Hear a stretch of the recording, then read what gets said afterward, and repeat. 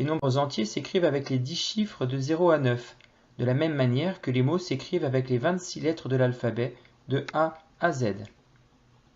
Ces nombres servent à compter les objets.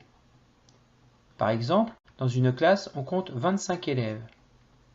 Et dans un jeu de cartes, on dénombre 52 cartes. On remarque que ces deux nombres s'écrivent avec les mêmes chiffres. Mais ces nombres sont différents, car le 5 et le 2 n'ont pas la même position.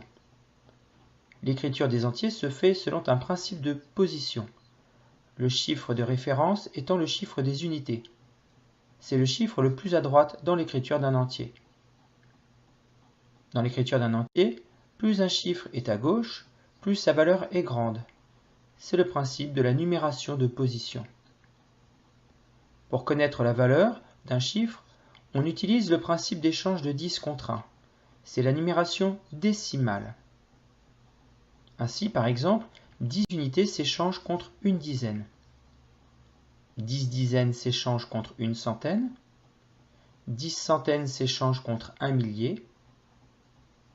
1000 milliers s'échangent contre un million.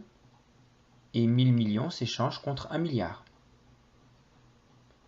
Avec l'exemple précédent, 25 élèves, c'est 2 fois 10 élèves plus 5 fois 1 élève, c'est-à-dire c'est 2 dizaines et 5 unités.